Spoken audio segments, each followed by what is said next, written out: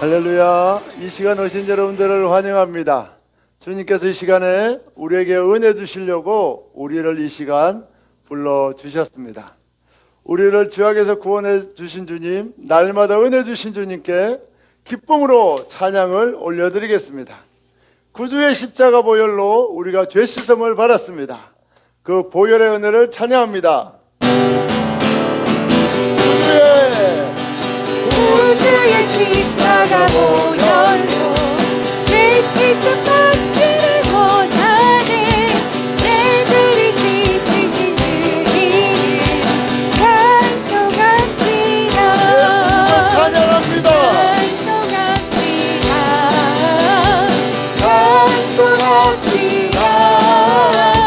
죄들을 씻으신 주님 찬송합시다. 죄악을 속하여 주신 주 내 속에 들어와 계십니다. 대신에 십자가 앞에서 주님을 찬송합시다. 찬송합시다. 찬송합시다. 죄를 씻으신 주님을 찬양합니다.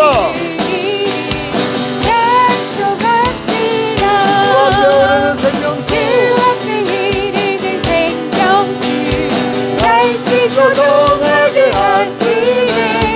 내 깊은 영성을 다하여 찬송합시다.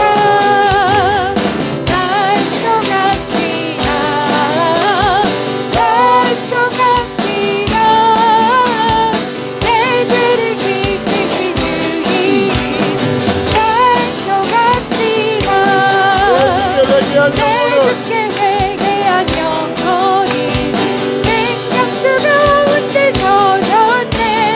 이 먹고 신전의 주기를 찬송합시다. 찬송합시다. 찬송합시다. 내 죄를 씻으신 주님을 찬송합시다. 구주의 십자가 보혈로 받기를 원하네.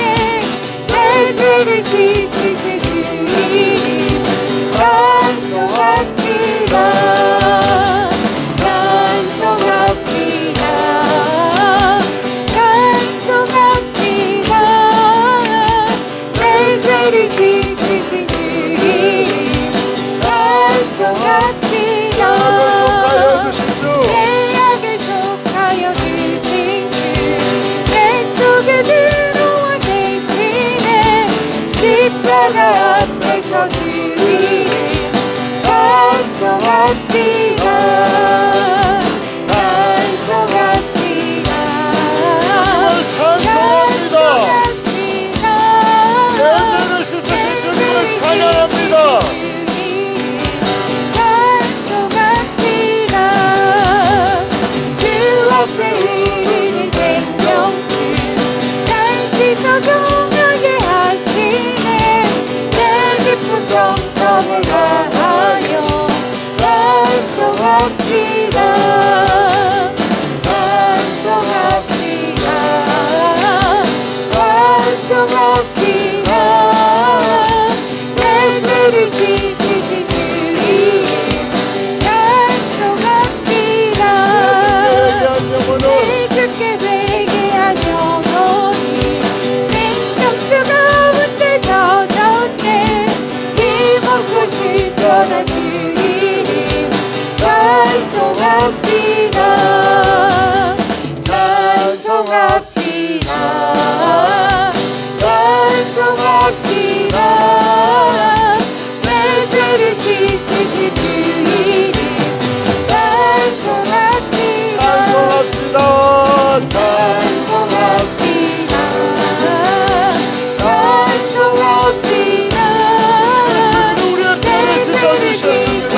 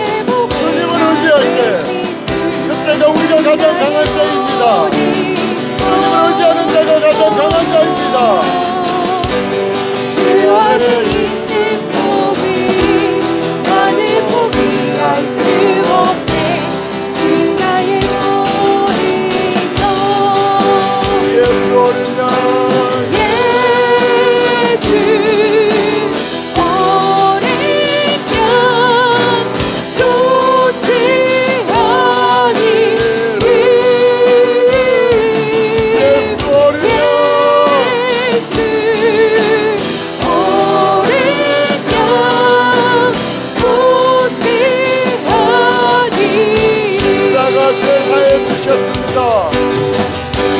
십자가 제사하셨네.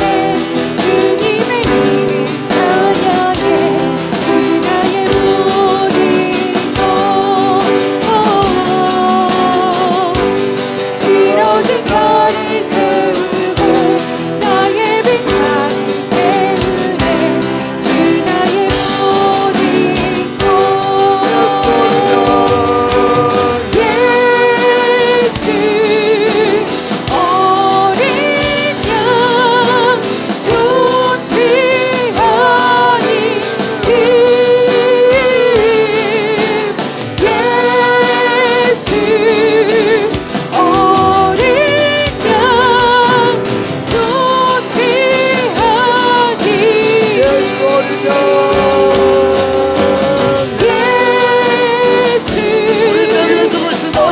예수님을 찬양합니다.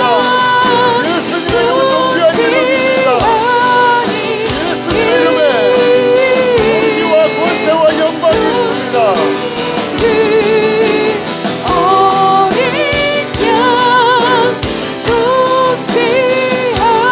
목소리로만 예수 어린 양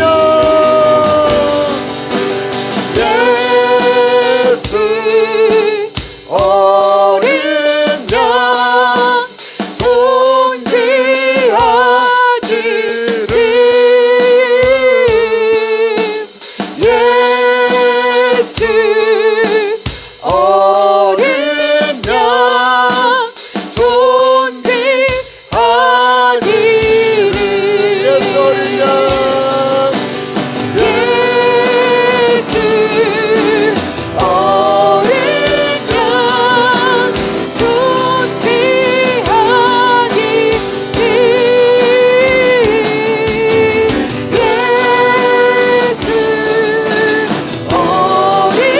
양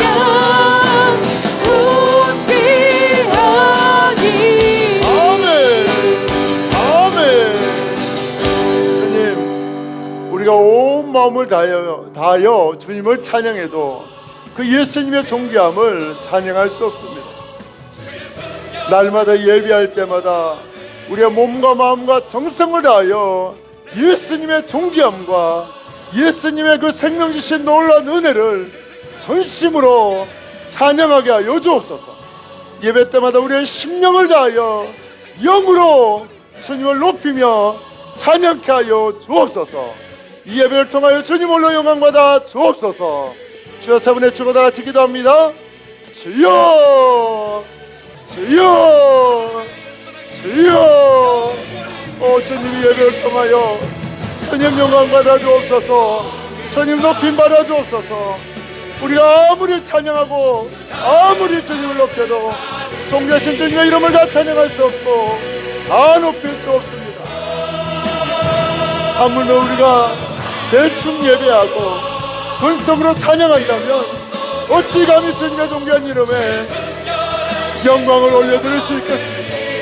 이 시간 우리가 마음과 뜻과 정성을 다하여 주님을 예배하게 하여 주옵시고 주님을 높이게 하시고 전심으로 주님을 예배할 수 있도록 우리의 심령을 예수님께로 향하게 하여 주옵시고 예수의 영을 부어주사 예배의 영을 부어주사 신령과 진정으로 주님을 예배하게 하여 주옵소서. 주님으로 영광 받아 주옵소서. 하나님의 사랑이 영원히 함께 십자가의 없는 자에게 순교자의 삶을 사는 이에게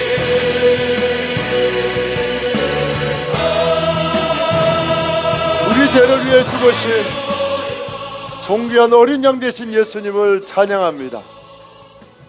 우리가 온 마음을 다하고 죽을 힘을 다해 예수님을 찬양해도 예수님의 존귀함을 찬양할 수 없습니다. 하물며 우리가 건성으로 주님을 찬양하고 우리가 대충 예배한다면 어떻게 주님의 그 존귀하심을 드러낼 수가 있고 그 존귀하심을 높일 수 있겠습니까? 주님, 사랑하는 우리 성도들 심령 가운데 우리 교회의 모임 가운데 날마다 임재하여 주셔서 온 마음을 다하여 신령과 진정으로 존귀하신 예수님을 찬양케 하여 주옵소서. 예배 때마다 건성으로 찬양하고 대충 찬양하는 것이 아니라 나를 죄악에서 건져주신 그 은혜에 감동하여 온 마음을 다하여 주님을 찬양하는, 주님이 기뻐하는 예배의 자리로 아버지 하나님 이곳을 축복하여 주옵소서. 우리를 죄악에서 건지신 그 놀라우신 주님을 찬양하옵고 존귀하신 예수님의 이름으로 감사하며 기도하옵나이다. 아멘. 오늘 우리에게 주신 하나님의 말씀 보겠습니다. 마태복음 10장 16절로 23절 말씀입니다.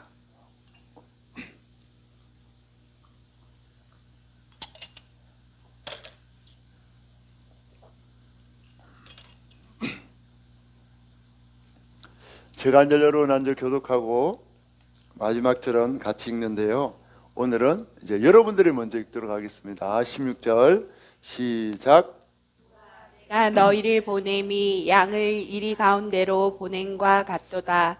그러므로 너희는 뱀같이 지혜롭고 비둘기같이 순결하라. 사람들을 삼가라. 그들이 너희를 공회에 넘겨주겠고 그들의 회당에서 채찍질하리라. 또 너희가 나로 말미암아 총독들과 임금들 앞에 끌려가리니 이는 그들과 이방인들에게 증거가 되게 하려 하심이라. 너희를 넘겨줄 때에 어떻게 또는 무엇을 말할까 염려하지 말라. 그때 너희에게 할 말을 주시리니 말하는 이는 너희가 아니라 너희 속에서 말씀하시는 이 곧 너희 아버지의 성령이시니라. 장차 형제가 형제를 아버지가 자식을 죽는 데에 내주며 자식들이 부모를 대적하여 죽게 하리라. 또 너희가 내 이름으로 말미암아 모든 사람에게 미움을 받을 것이나 끝까지 견디는 자는 구원을 얻으리라. 같이 읽습니다. 이 동네에서 너희를 박해하거든 저 동네로 피하라. 내가 진실로 너희에게 이르노니 이스라엘의 모든 동네를 다 다니지 못하여서 인자가 오리라. 아멘. 할렐루야. 여러분 환영합니다. 오늘 하루 수고 많으셨습니다. 주님 이 시간에 우리의 몸과 영혼과 육체를 주님의 은혜로 회복하여 주십니다. 우리 옆에 분하고 인사합시다. 예수님으로 새 힘을 얻읍시다. 아멘. 하성이가 휴가를 왔습니다. 그래서 이제 월요일 날 만나서 이야기하고 밥 먹고 화요일 날 복귀했습니다. 금요일 날 나왔다가 월요일 날 찾아왔더라고요. 그런데 하성이하고 이야기를 나누는 가운데 참 주님의 은혜가 너무 크더라고요. 하성이가 외국에서 공부를 하고 왔기 때문에 다른 아이들보다 5년 정도 늦게 군대를 갔습니다. 그러니까 자기의 선임이 다 5살 어린 애들이에요. 그런데 자기가 이제 논산훈련소 조교로 그리고 군종으로 지금 이제 군 복무를 하고 있는데 그런 상황에서는 자칫하면 자존심이 상하고 그 어린 사람들이 무시하고 그렇게 조롱할 수가 있거든요. 특별히 군대가 그런 경우가 심합니다. 그런데 주님이 하성이를 얼마나 놀랍게 지키고 보호하여 주시는지 주님이 하성이를 사람들이 깔보지 못하도록 그렇게 만들어주는 거예요. 어떤 일이 있는가 하면 그 부대에 이제 한국 국적, 아빠가 한국인이고 엄마가 필리핀인데 필리핀에서 살다가 군대 온 거야. 이제 한국 국적이기 때문에. 그러니까 영어밖에 못해요. 근데 하성이가 또 원어민 수준으로 영어를 하잖아요. 외국 영어학교에 계속 다녔으니까. 그래서 이제 훈련을 하는데 영어로 다 통역을 하니까 옆에 있는 사람들이 깜짝 놀라는 거예요. 아니, 쟤는 뭐길래 저렇게 영어를 저렇게 유창하게 하는가. 그래서 사람들이 함부로 못 보는 거예요. 그런데 그것뿐만 아니라 또 한 명이 들어왔는데 그 자기 중대에 또 한 명이 들어왔는데 러시아아이가 들어온 거야. 아빠는 한국 사람, 엄마는 러시아 사람. 그런데 또 그 중대에 하성이 중대에 배치가 됐어요. 그래서 훈련을 하는데 하성이가 이번에 또 러시아어로 또 유창하게 훈련을 통역해 주는 거야. 사람들이 깜짝 놀란 거야. 아니 쟤는 뭔데 영어도 잘하고 또 이 러시아어까지. 그리고 하성이가 체력이 주님이 건강을 주셔서 체력을 다 특급 받았어요. 발구부펴기, 오래 달리기, 뭐 이게 잇몸 일으키기 다 특급이에요. 체력이 너무 좋은 거예요. 주님이. 그러니까 아무도 깔보지 못해. 또 거기다가 교정을 배웠잖아요. 그러니까 군대에 선임들이 아픈 사람마다 다 찾아오는 거야. 그래서 교정해 주니까 아무도 하성이를 깔보거나 무시하지 못하는 거예요. 또 그리고 하성이 그걸 통해서 전도를 하는 거예요. 그 우크라이나 훈련생인가 그 필리핀 훈련생인가 또 그걸 통해서 만나서 이제 교회로 3주째 데리고 가고 있다고 그렇게 이야기를 하더라고요. 여러분, 존귀케 하는 권세는 주님이 가지고 있습니다. 우리 주님이 하성이를 존귀케 하니까 무시당하고 놀림당해야 될 상황에서 존귀 여김 받도록 역사해 주십니다. 여러분, 주님 편에 서 있으면 주님이 저와 여러분들을 존귀하게 만들어 주십니다. 주님을 사랑해서 주님이 높여주는 여러분 되기를 예수님의 이름으로 축복합니다. 우리는 지난주 주일에 어떤 자가 가장 강한 자라고 말씀을 나눴습니까? 예수님을 의지하는 자. 나는 약하지만 그 약함으로 예수님을 의지하는 자가 가장 강한 자라고 말씀드렸습니다. 이렇게 예수님을 의지하면 임금과 총독 같은 정치인들과 고위 관료에게 박해를 당하고 고난을 당해도 그 상황에서 담대히 복음을 전할 수 있는 강한 자가 된다고 말씀했습니다. 그런데 예수님의 강함은 총독들과 임금들에게만 나타나는 것이 아닙니다. 그 예수님의 강력함은 예수님을 의지하는 자에게 믿지 않는 불신 가족들을 전도하는 데에도 강력하게 나타납니다. 예수 믿는 사람이 친구는 전도하기 쉽습니다. 이웃은 전도하기 쉽습니다. 그런데 가족을 전도하기는 정말 어렵습니다. 가족을 전도하기 위해서는 예수님의 강력한 역사가 있어야 합니다.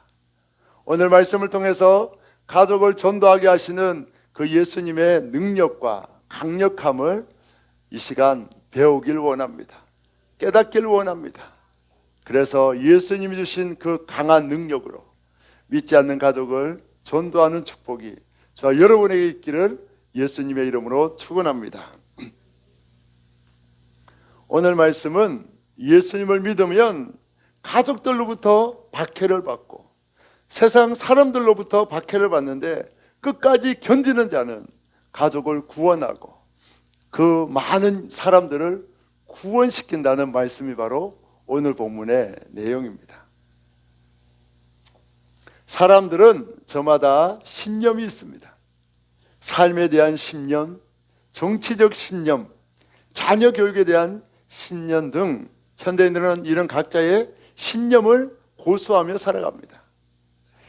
특별히 현대인들은 종교에 대한 신념이 있어요. 그게 뭡니까? 종교는 뭐다? 자유다. 종교는 자유다. 이런 신념을 대부분의 사람들이 가지고 있습니다. 그래서 우리가 전도를 하고 예수 믿으라고 권하면 굉장히 불쾌해하고 싫어합니다. 종교는 자유인데 왜 종교를 강요하느냐고 되묻고 불쾌해하는 것이 현대인들의 모습입니다. 현대인들은 신앙의 저마다 확고한 신념을 가지고 있어서 절대 타협하지 않으려고 합니다. 누군가 자신을 전도하면 거부하고 도망갑니다. 그리고 전도하는 사람도 신앙은 자유다는 이 신념이 너무나 많이 세뇌당하고 머리에 새겨져서 전도할 때에 머뭇거리게 하는 요소 중에 하나가 신앙은 자유라는 신념입니다.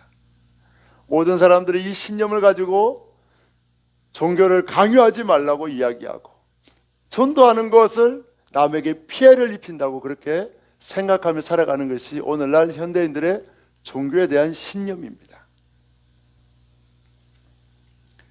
오늘 예수님은 제자들이 복음을 전할 때에 총독과 임금들에게 박해를 받는데 그 박해의 현장이 곧 복음 증거의 현장이 되게 하겠다고 말씀하셨습니다. 그런데 예수님은 더 나아가 지도자들의 박해뿐만 아니라 가족들의 박해도 받게 된다고 말씀합니다. 총독들과 임금들에게 박해를 받는 과정을 통해서 복음을 전하게 한다. 그 정도는 그래도 이해할 수 있습니다. 그런데 예수님을 믿으면 가족에게 박해를 받는다. 오늘날 우리가 생각하는 그런 교회 가지마, 한 집에 두 신이 있으면 안 돼, 그 정도의 박해가 아니고 오늘 뭐라고 합니까?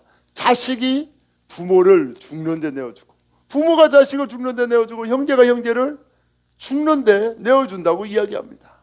이거는 너무나 끔찍하고 생각만 해도 가슴이 서늘해지는 그런 무서운 일입니다. 여러분, 예수님을 믿는데, 내 부모가 먼저 예수님을 믿었는데 자식이 부모를 예수 믿는다고 죽는 데 내어주는 그런 폐륜을 저지른다면 여러분, 그 부모의 마음이 얼마나 아프겠습니까? 내가 사랑하는 아들, 내가 생명같이 사랑하는 자녀가 나를 예수 믿는 것 때문에 고발하고 죽는 데 내어준다면 여러분, 그 고통을 감내하면서 누가 예수님을 믿겠습니까? 오늘 이 말씀대로 이루어진다면 기독교는 가정을 해치는 저주가 됩니다.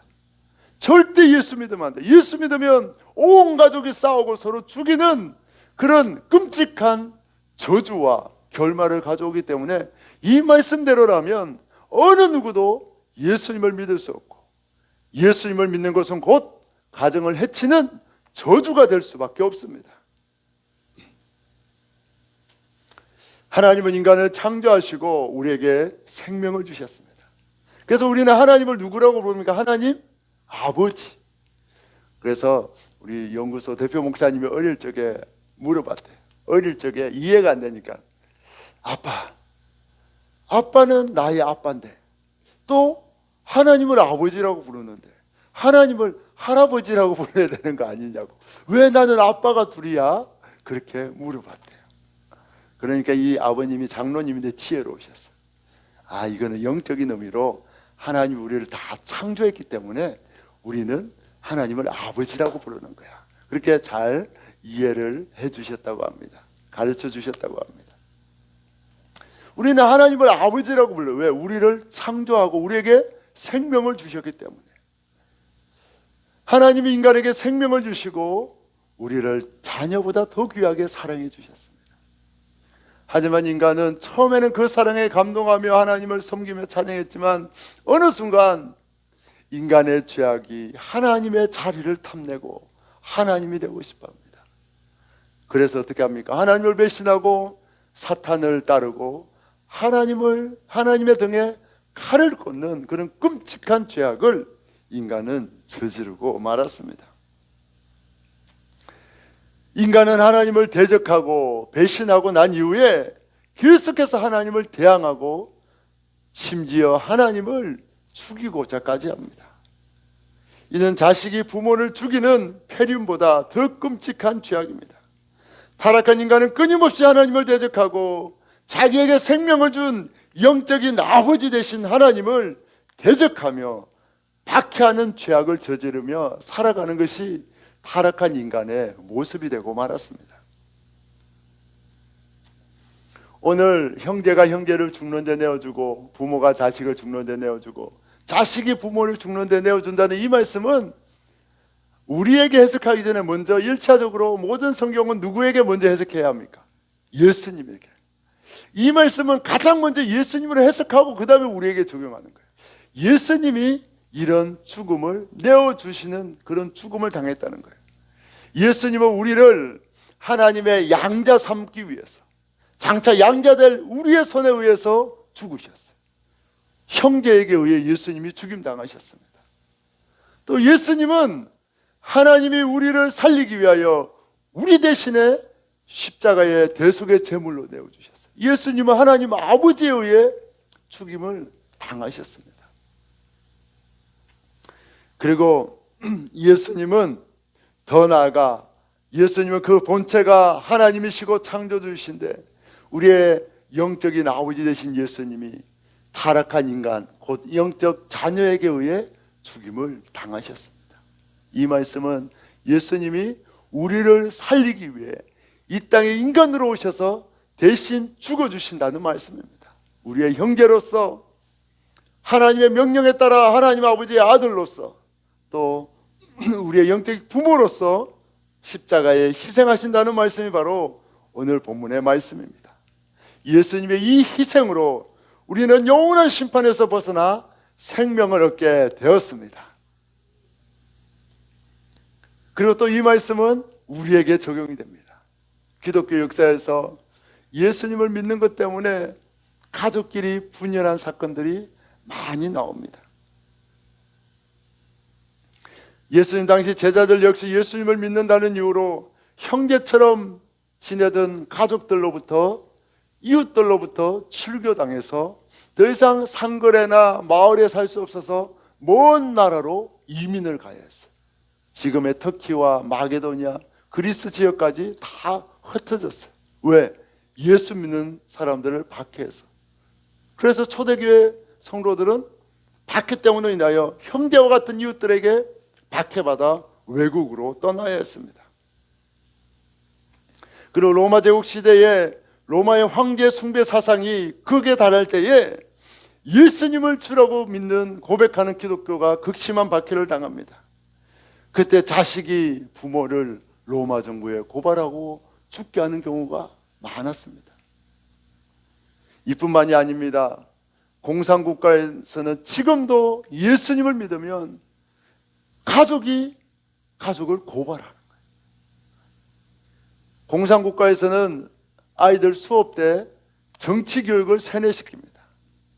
종교는 아편이다. 하나님은 존재하지 않는다. 소련도 그랬고 중국 문화대혁명 때도 그렇고 지금 북한에서도 철저히 예수님을 부인하게 합니다. 하나님은 존재하지 않는다를 반복하여 쓰게 하고 고백하게 하고, 종교는 인민의 아편이라고 말하고, 신은 없고 오직 그 공산국가의 통치자가 신이라고 섬기도록 신적인 숭배를 강요합니다. 그런 상황 속에서 신앙이 들통나면 온 가족이 고문을 당하고 총살을 당하는 사건이 오늘날 공산국가에도 일어나고 있습니다. 예수님은 이런 극한 박해 속에서도 그들의 믿음을 지켜주시고, 자녀들이 공산 사상에 세뇌당해서 가족을 고발하고 가족을 죽이는 그런 죄악을 저지르지만 주님이 결국은 그 자녀도 돌이켜서 예수님이 만나주시고 구원받게 하는 역사를 일으켜주신다고 말씀하고 있습니다. 예수님은 인간이 아무리 견디기 힘든 고문과 박해 속에서도 예수님을 향한 신앙을 배신하지 않도록 인간의 힘으로 할 수 없는 강인한 능력을 주셔서 신앙을 지키게 하시고, 그런 배신과 아픔 속에서도 결국은 배신한 가족조차도 예수님을 믿도록 완벽하게 보호해 주시고 구원해 주시는 분이 우리 예수님이십니다. 그래서 많은 우리 믿음의 신앙의 선조들이 사자밥이 되고 톱으로 켬을 당하고 칼에 죽임을 당하고, 여러분 그 지하 동굴에서 평생 빛을 못 보고 살아서 실명이 되어도 주님이 신앙을 지키고 그 온 가족을 구원받도록 그 믿음을 완벽하게 지켜주셨습니다. 어떤 황제의 박해도 살인과 화형과 사자박이 되게 하는 그런 죽음의 박해 속에서도 주님은 믿음을 지키도록 완벽하게 보호해 주십니다. 이것이 놀라우신 예수님의 능력입니다. 예수님은 자신을 죽이는 우리를 형제로 여겨주십니다. 예수님은 자신을 죽이는 우리를 자녀로 여겨주십니다. 예수님은 우리를 위해 기꺼이 하나님 아버지의 명령에 순종하시고 십자가에 죽으십니다. 날마다 배신하고 날마다 범죄하고 날마다 예수님을 박해하는 우리를 위해 예수님은 십자가에서 죽으시기를 마다하지 않으시고, 그 십자가의 죽음으로 말미암아 우리가 구원 얻는 것으로 인하여 기뻐하신 분이 우리 예수님이십니다. 할렐루야. 예수님 당시에도 예수님을 믿으면 유대교에서 종교 지도자들이 출교시켰어요. 25번 요한복음 9장 20절 22절 말씀 다 같이 보겠습니다. 그 부모가 대답하여 이르되, 25분입니다. 이 사람이 우리 아들인 것과 맹인으로 난 것을 아나이다. 그러나 지금 어떻게 해서 보는지 또는 누가 그 눈을 뜨게 하였는지 우리는 알지 못하나이다. 그에게 물어보소서. 그가 장성하였으니 자기 일을 말하리이다. 그 부모가 이렇게 말한 것은 이미 유대인들이 누구든지 예수를 그리스도로 시인하는 자는 출교하기로 결의하였으므로 그들을 무서워함이러라. 아멘. 예수님이 그 나면서부터 장님된 사람을 진흙을 이겨 눈에 바르고 실로암 못에 가서 씻으라 하므로 그 청년이 눈을 뜨게 되는 기적을 경험합니다. 그런데 종교 지도자들이 믿지 않는 거야. 네가 어떻게 눈을 떴냐? 예수님이 뜨게 해줬다. 안식일에 예수님이 그 기적을 행했거든요. 그러니까 끝까지 믿지 않는 거예요. 그리고 부모를 불렀어요. 이 아들 나면서부터 장님된 거 맞냐? 맞습니다. 네 아들 맞냐? 맞습니다. 근데 어떻게 해서 눈을 떴냐? 아니, 아들에게 물어보십시오. 제가 어른인데 지가 눈 뜬 거 지가 압니다. 왜 그랬다고 이야기했어요? 출교당할까 봐. 그 당시에 출교당하면 상거래만 못하는 게 아니에요. 결혼, 상거래, 그 공동체에서 다 추출됐어요. 유대교회에서 출교당한다는 것은 먹고 살 수가 없다는 거예요. 그래서 출교당한 사람들이 저 외국으로 떠날 수밖에 없었습니다. 예수님은 이런 박해 속에서 그들이 집과 재산을 헐값에 팔고 떠날 수밖에 없었어요. 그런데 놀라운 것은 이것이 주님의 보호하시는 방법이었습니다. 그들이 박해 속에 다 지금의 터키 땅과 그리스 마게도냐로 다 떠났어요. 그런데 AD 70년에 로마 장군 티투스가 예루살렘을 함락합니다. 그때 수많은 사람을 죽입니다. 모든 재물을 다 약탈해 갑니다. 그리고 많은 사람들을 노예로 끌고 가서 로마 경기장, 원형 경기장 콜로세움을 짓는데 노예로 비참하게 살다가 죽음을 당했습니다. 주님이 그 끔찍한 로마의 횡포에서 건져준 사건이 출교당해서 먼 나라로 도망가는 사건이에요. 그들은 그 당시에 이해할 수 없었지만 예수님이 그들을 완벽하게 지켜주시고 보호하여 주십니다. 주님은 그 박해 속에서도 완벽하게 지켜주시고 그들의 믿음과 신앙을 지키게 해주셨고, 또 그들이 흩어져서 어떻게 됩니까? 그들이 복음을 이제 땅끝까지 증거하는 거예요. 오직 성령이 임하면 너희가 권능을 받고 예루살렘과 유다와 땅끝까지 이르러 증인이 된다고 했는데 복음이 들불처럼 퍼졌다고 했잖아요. 여러분, 바람이 불 때 들에 논두렁 태우다가 불이 붙잖아요.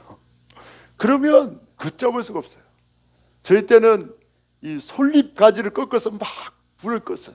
근데 불을 탁 끄면 이게 탁 튀면서 바람을 타고 계속 번지는 거예요. 이게 들불처럼 번지는 거예요. 예수님이 예루살렘 박해로 그들을 먼 나라에 흩으면서 예수 복음을 확장시키는 놀라운 역사를 이루셨습니다. 주님의 보호는 박해 속에서도 완전합니다. 할렐루야. 박해 가운데에 가족을 전도하는 일은 인간의 의지나 노력으로 불가능합니다.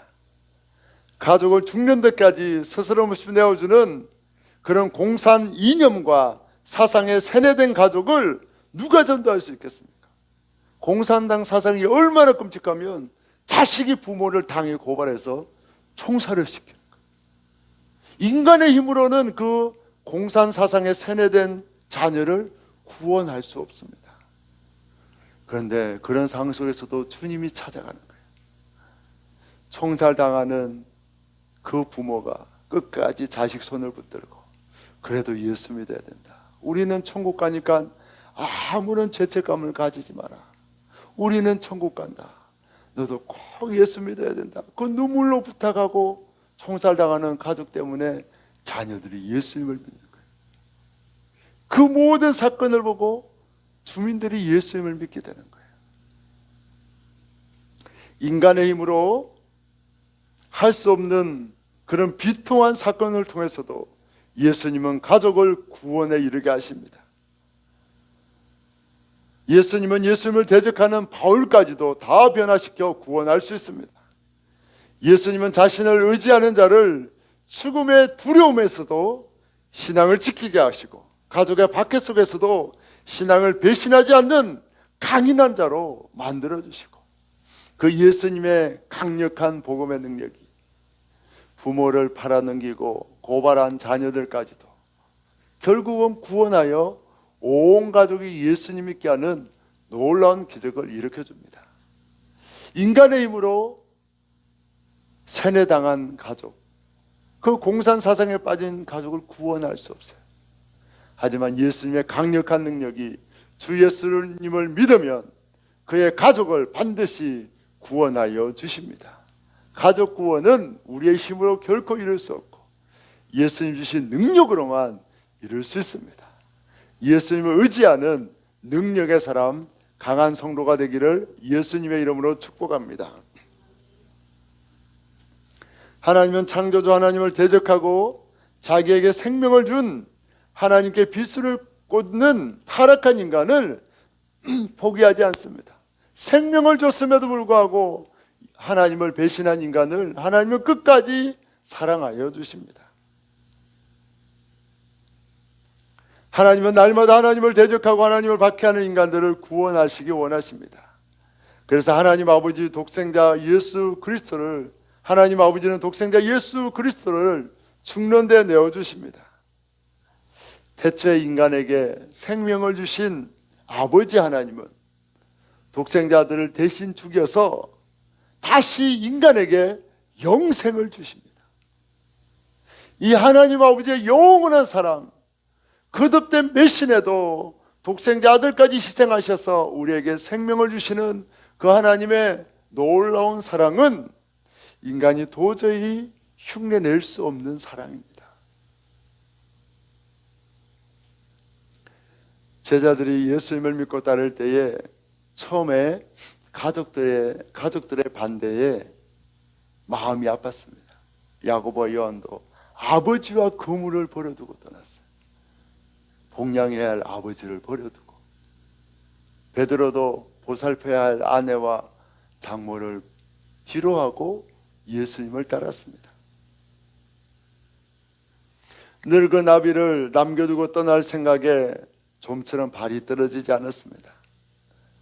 하지만 제자들이 예수님을 따랐을 때에 제자들로 말미암아 온 가족이 구원받는 역사가 있었습니다.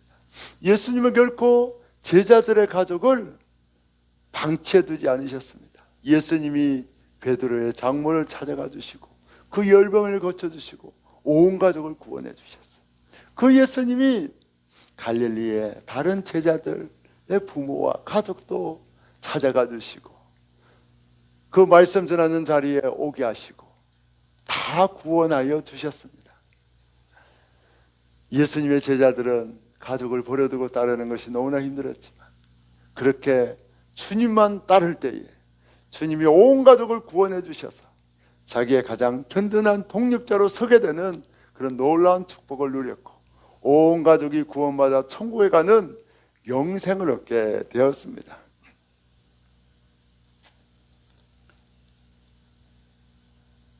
현대인들은 저마다 신념이 있습니다. 종교적 신념은 특출납니다. 가족의 전도도 거부하고 자신의 신앙만을 고수합니다. 하지만 인간의 신념은 다 옳지 않아요. 신념은 진리가 아닙니다. 진리는 오직 예수 그리스도 뿐입니다. 예수님으로 구주로 영접하는 자가 진리를 받아들인 자입니다. 기독교 신앙만이 진리이고 천국으로 가는 유일한 길입니다. 종교는 자유다. 나는 무신론자다. 나는 불교를 믿는다며 기독교를 거부하면 결국은 그 신념 때문에, 인간의 그 지식과 신념 때문에 죽어서 지옥에 갈 수밖에 없습니다. 신념으로 천국에 가는 것이 아니라 예수님을 믿음으로만 천국에 갑니다. 예수님을 영접하면 신념이 아니라 진리에 서게 되고 영생을 얻게 됩니다. 성도들은 예수님의 은혜로 무신론과 거짓 종교의 신념들로부터 건진받은 자입니다. 저도 불교 집안에서 자랐습니다. 저도 신학대학 대학원 가기 전까지 절에 제 이름이 올라가 있었어요. 여러분들도 대부분 유교 집안, 불교 집안에서 자란 걸로 알고 있습니다. 우리나라는 불과 140년 전만 해도 예수님을 믿지 않았어요. 왜냐하면 조선시대 유교, 고려시대 불교로 우리 국교가 불교와 유교가 우리나라의 종교였어요. 그런데 주님이 우리에게 복음을 전해주시고 예수 믿는 국가로, 축복의 국가로 바꿔주셨습니다. 성도는 예수님을 박해하던 이방 종교에서 예수님의 전적인 은혜로 건진받고 구원 얻은 자가 바로 성도입니다. 우리도 신념을 따랐고 이방 종교를 따랐지만 예수님이 우리에게 큰 은혜를 베풀어 주셔서 예수 믿는 놀라운 복을 성도에게 주셨습니다. 우리는 하나님의 축복 속에 자유민주주의 대한민국에 태어나서 자유롭게 신앙생활을 합니다. 북한 같은 공산국가에서는 예수님을 믿으면 온 가족이 총살당하고 아우지 탄광으로 끌려가서 고통을 당합니다. 우리가 이런 박해를 받는다면 신앙을 지킬 수 있을까요?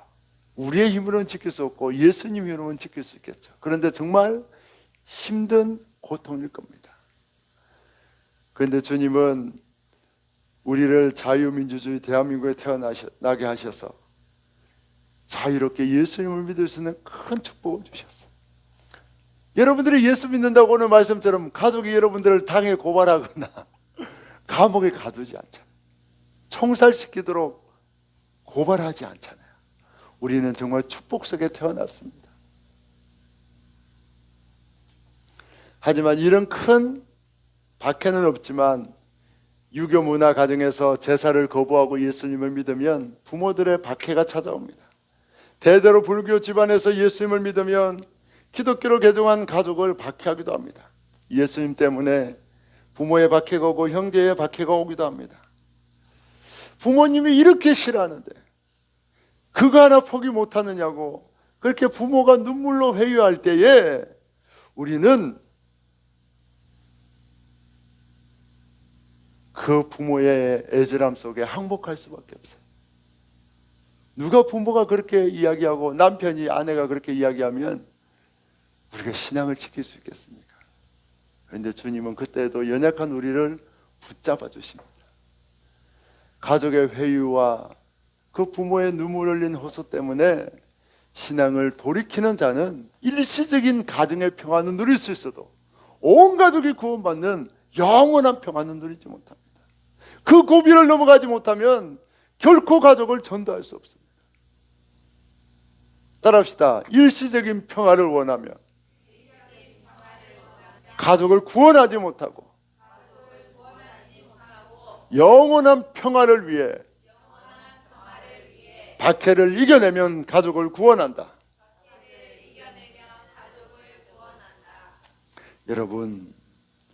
여러분이 예수 믿는다고 부모가 눈물로 신앙을 포기하라고 호소하고 형제들이 박해할 때에 어떤 박해가 와도 예수님의 능력으로 그 강력한 예수님의 능력을 의지해서 이겨내길 원합니다. 박해를 이겨내면 속히 가족을 구원하지만 타협하고 일시적인 평화를 위해서 신앙을 멈추면 가족의 구원의 시간이 굉장히 딜레이 됩니다. 이건 영적인 싸움이에요. 오늘 어떤 박해가 와도 주님이 승리하게 하고 가족 구원으로 이끈다는 이 말씀을 기억하길 원합니다. 박해에 절대 타협하지 말고 회유에 타협하지 말고 믿음 위에 굳게 서서 예수님 주신 힘으로 속히 가족을 주님께 돌아오게 하는 자 여러분 되기를 예수님의 이름으로 축복합니다. 우리 사도행전 16장 31절 26분 말씀 다 같이 읽습니다. 주 예수를 믿으라. 그리하면 너와 내 집이 구원을 받으리라. 이 말씀을 믿고 예수님을 의지하는 믿음의 강한 용사가 성취하는 말씀입니다. 주님이 그 강한 자에게 이루어 주십니다. 여러분, 이 말씀을 믿고 예수님을 의지하기를 원합니다. 주님, 저는 작은 박해에도 신앙을 포기할 수밖에 없습니다. 가족의 눈물 흘린 호소에 저는 믿음의 길에서 돌아설 수밖에 없는 자입니다. 주님, 저를 붙잡아 주시고 성령의 능력을 주셔서 온 가족을 구원하게 해달라고. 그래서 일시적인 가정의 평화가 아니라 온 가족이 구원받아 영생을 얻어 영원한 평화를 얻게 해달라고 기도하시고 가족을 구원하는 저와 여러분 되기를 축복합니다. 예수님은 10장 23절에 27번 이 동네에서 너희를 박해하거든 저 동네로 피하라고 말씀합니다. 그리고 이스라엘의 모든 동네를 다 다니지 못하여서 인자가 온다고 말씀합니다. 이 말씀은 어떻게 보면 도망가라는 말씀처럼 들려요. 근데 이 말씀은 주님의 뜻에 따라서 순종하여서 피할 때와 맞서 싸울 때를 잘 분별하고 주님의 뜻에 따라 포기하지 말고 끝까지 복음을 전하라는 말씀입니다. 우리가 전도할 때에 그 사람, 주님이 이 동네를 다 다니지 못해 주님이 오신다는 말씀은 개인적인 종말이에요. 제가 이야기했죠. 개인적인 종말이 있고 우주적인 종말이 있다. 우주적인 종말은 뭡니까? 예수님이 재림하셔서 이 땅을 새하늘과 새 땅으로 새로 창조하시고 예수 믿는 사람들 부활해서 새로운 사람으로 만들고 믿지 않는 사람 다 지옥 보내는 마지막 심판이 우주적인 심판입니다. 그런데 개인적인 심판은 뭡니까? 우리가 죽는 거. 다 죽는 날짜가 틀려요. 100세 어간에 다 인간은 죽습니다. 그것이 바로 개인적인 종말인데 주님이 속히 오게 한다는 거예요. 우리가 언제 주님 앞에 설지 알지 못합니다. 안타깝지만 제가 아는 목사님 자녀가 20몇 살밖에 안 됐는데 이 백혈병 진단을 받고 이제 주님 부름을 받았다는 소식을 들었어요. 우리도 어떻게 될지 몰라요. 그래서 여러분들 오늘 이 말씀은 복음을 쉬지 말고 포기하지 말고 신속하게 전하라는 말씀입니다. 하성이가 와서 하성이가 늘 오면 하성이 할아버지와 고모 할머니를 늘 하성이 핑계대고 전도하려고 애를 씁니다. 다 창원에 계시는데 그래서 또 하성이 데려다 주면서 하성이 할아버지한테 전화해서 목사님이 좀 뵙고 싶다는데 방문하고 싶다는데 괜찮냐고 물어보고 제가 갔습니다. 하성이 할아버지가 제가 간다고 하면 거부를 못 하거든요. 제가 좀 하도 인사를 많이 하고 좀 힘들 때 좀 도와주고 이런 게 많이 있고 안면을 몰수하지 못하는 관계예요. 그래서 제가 꼭 오면 하성이 핑계대고 갑니다. 그래서 이번에도 하성이 핑계대고 갔습니다. 이제 벌써 82세입니다. 82세. 몸이 안 좋으시고 그런데 그래도 얼굴은 좋으시더라고요. 그런데 예수 복음을 많이 거부하셔요. 제가 예수 믿어야 된다고 몇 번 말하고 예수 믿습니다 고백해 보시라고 해도 절대 입을 안 여시더라고요. 근데 이번에 갔는데 또 주님이 은혜 주셔서 주님이 돗자리 다 깔아주셨는데 뭐 제가 가면 오지 마세요 거부도 못하고 제가 가면 또 웃으면서 맞이할 수밖에 없는 관계니까 제가 또 아버님 앉혀놓고 한참을 예수 믿어야 된다고 이야기했습니다. 꼭 예수 믿어야 된다고. 그리고 이제 이렇게 꼭 안고 이렇게 기도를 해드렸는데 그런데 오늘은 이번에도 마음이 많이 바뀌신 것 같더라고요. 꼭 예수 믿으셔야 된다고. 그리고 교회 꼭 한번 오셔야 된다고. 좀 거동이 불편하셔요. 고모하고 하성이 고모 할머니하고 꼭 한번 오셔요. 고모는 70세십니다. 70세. 그래서 택시 타고 오시면 된다고. 택시 타고 오시라고. 아버님은 예수 믿고 혹시 몸이 불편해서 교회 못 나와도 천국 가고 하지만 예수 믿기만 하면 천국 가지만 고모님을 위해서라도 꼭 교회 한번 오셔야 된다고. 안 그래도 목사님 제가 그 근처 병원 갈 때마다 이 어디가 교회 목사님 교회가 있는데 한번 가야 되는데 꼭 한번 갈 겁니다. 그렇게 말씀을 하시더라고요. 여러분 주님이 이렇게 돗자리를 깔아주시고 복음 전할 수 있도록 해주셔야 우리는 전도할 수 있습니다. 그런데 우리 주위에 나이가 많이 드신 분 또 정말 주님 앞에 속히 서야 될 분들이 많이 있습니다. 몸이 불편하신 분, 투병 중에 있는 분들 그분들을 우리가 주님이 기회 주실 때마다 쉬지 않고 복음을 전해야 합니다. 그러면 주님이 그들을 반드시 구원하여 주시고 이 동네와 저 동네를 다 다니지 못하여 주님이 오신다고 했는데 그 임종을 얼마 앞둔 그들을 주님이 찾아와 주시고 구원하여 주십니다.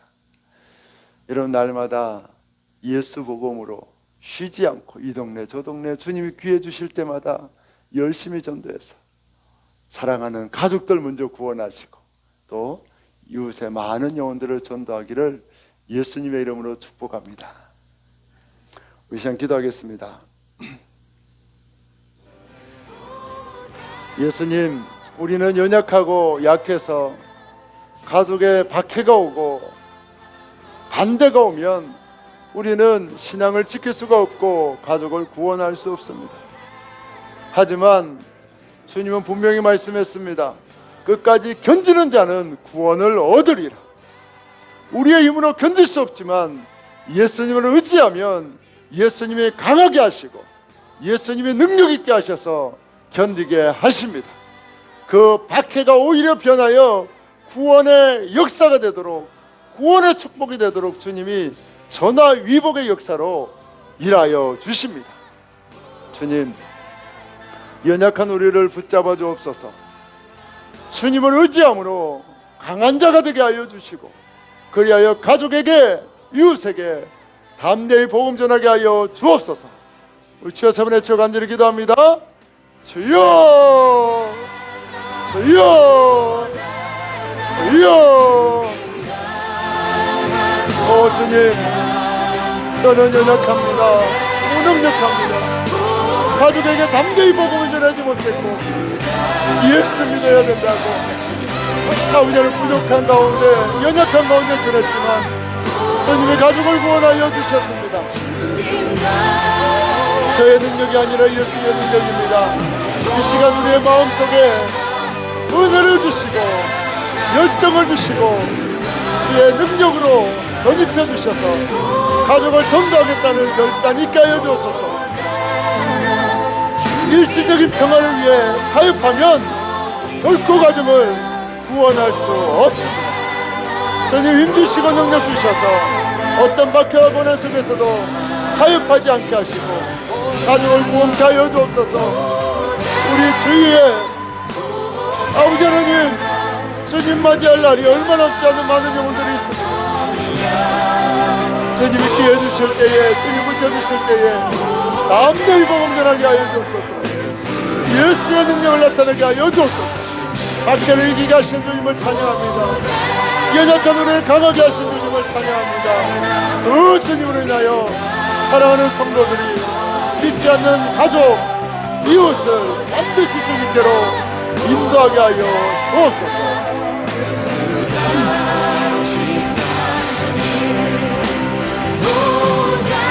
사랑의 예수님, 우리는 연약합니다. 우리는 박해를 이길 힘이 없습니다. 우리는 가족의 눈물 흘린 호소에 마음이 흔들리고 그 일시적인 평화를 위해 예수님을 배신하고 예수님에게서 돌아설 수밖에 없는 연약한 자들입니다. 오늘 주님께서 임금과 총독들의 박해 속에서도 가족이 가족을 죽는데 내어주는 박해 속에서도 견디게 하시고 이기게 하시고 전화위복이 되게 하여 온 가족을 구원하게 하는 역사와 기적을 일으켜 주신다고 약속해 주셨습니다.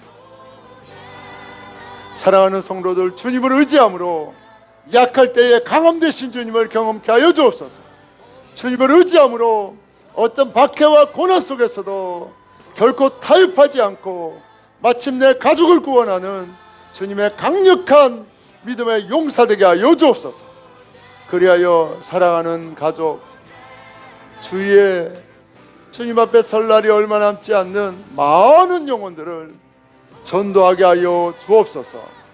우리의 힘이시오 능력이시오 승리가 되신 예수님을 찬양합니다.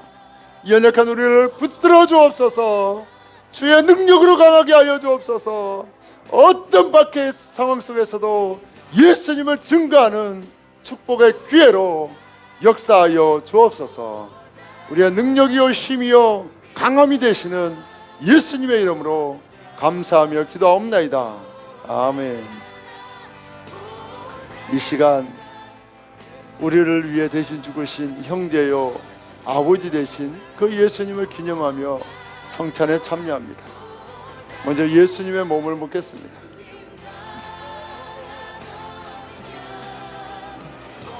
예수님이 우리를 구원하기 위하여 살을 찢어 생명의 만나로 먹여주셨습니다. 이제 예수님의 보혈도 함께 마시겠습니다.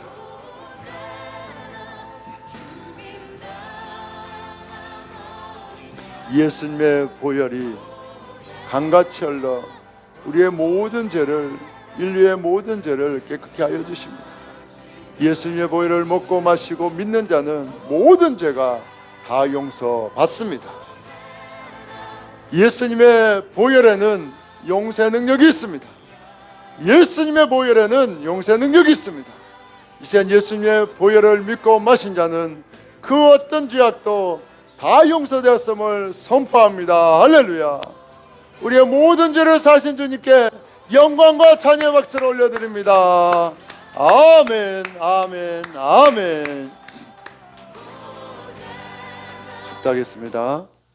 지금은 우리를 위해 이 땅에 오신 예수 그리스도의 그 놀라우신 구원의 은혜와 우리를 사랑하시되 하나님을 부인하고 배신한 우리까지 다시 찾아와 영생을 주시는 그 하나님의 그 놀라우신 사랑하심과 우리와 함께 하사 담대하게 하시고 강하게 하사 어떤 박해 속에서도 예수님을 담대히 증거하게 하시는 성령님의 내주 동행하심의 은혜가 오늘 가족들의 박해 속에 결코 타협하지 않고 예수님을 의지하는 강인함으로 마침내 가족을 전도하기로 결심한 모든 성도들 위해, 그의 가정 위에, 그의 사업터 위에, 이 지역과 이 민족 위에, 땅끝에서 복음 전하는 선교사님들 위해 이제부터 영원토록 함께 하시기를 간절히 축원하옵나이다. 아멘. 주님 감사합니다. 가족을 구원케 하여 주옵소서. 우리의 힘과 능력이 되신 주님을 찬양합니다. 연약한 자를 강하게 하사 마침내 가족을 구원하여 주신 주님께 모든 영광과 찬양을 올려드립니다. 아멘, 아멘, 아멘. 감사합니다.